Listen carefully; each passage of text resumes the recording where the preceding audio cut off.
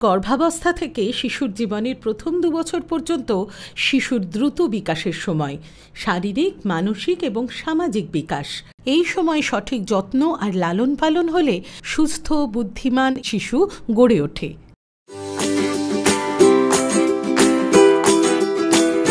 লালন পালন, অভিভাবকদের সহজ পাঠ।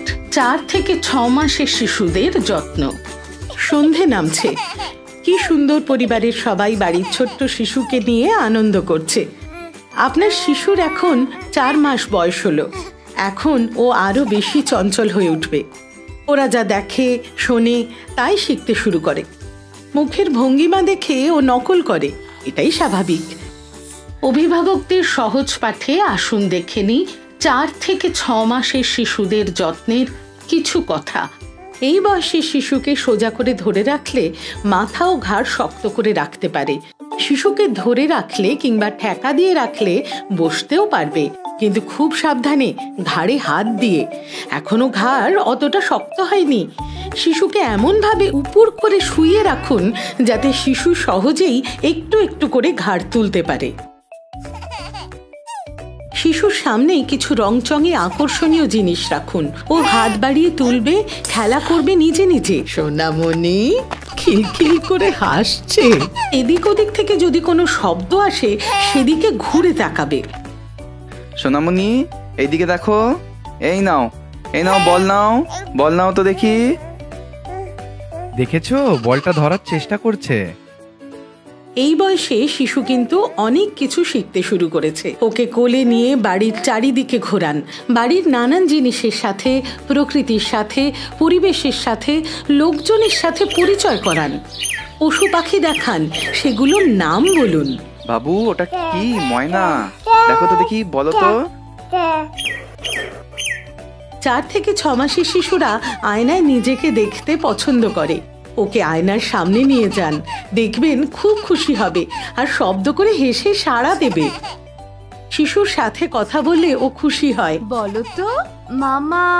আবার নিজেও চেষ্টা করে সাড়া দেওয়ার, মানে আ, উ, ই এইসব শব্দ করবে। আপনি শিশুর সাথে কথা বলুন। ও কথা বলার চেষ্টা করলে ওকে আদর করুন, প্রশংসা করুন।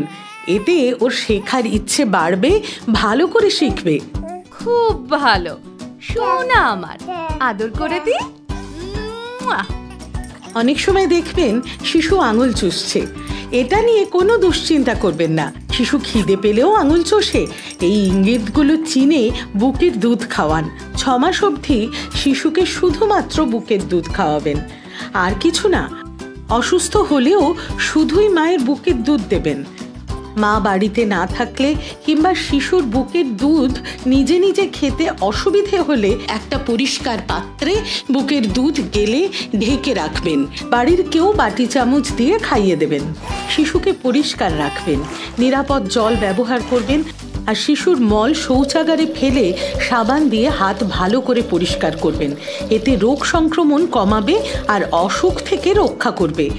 শিশুর সময় মতো টিকাকরণ করাবেন যাতে শিশুর রোগ প্রতিরোধ ক্ষমতা বাড়ে। কোনো কোনো শিশুদের মধ্যে বিপদের লক্ষণ দেখা যেতে পারে। আসুন এই বিপদের লক্ষণগুলি চিনিয়ে দিই। ঘাড় শক্ত করে মাথা সোজা রাখতে পারে না, সাহায্য করলেও সোজা হয়ে বসতে পারে না, উপর হয়ে শুয়ে মাথা তুলতে পারে না। যদি এইগুলো দেখেন, এলাকার স্বাস্থ্যকর্মীর সঙ্গে কথা বলবেন। সব থেকে শেষে মনে করিয়ে দিই, শিশুর সঙ্গে কথা বলুন আর ওর মুখের আওয়াজ অনুকরণ করুন। শিশুকে বাইরে নিয়ে যান আর বাইরের জগতের সঙ্গে পরিচয় করান। শুধুমাত্র বুকের দুধ খাওয়ান ৬ মাস পূর্ণ হওয়া পর্যন্ত। পরিবারের সবার দায়িত্ব এবং কর্তব্য হলো শিশুকে সঠিক প্রেরণা দেওয়া, শিখতে উৎসাহ দেওয়া। তাতেই শিশু আরো ভালোভাবে বেড়ে উঠবে।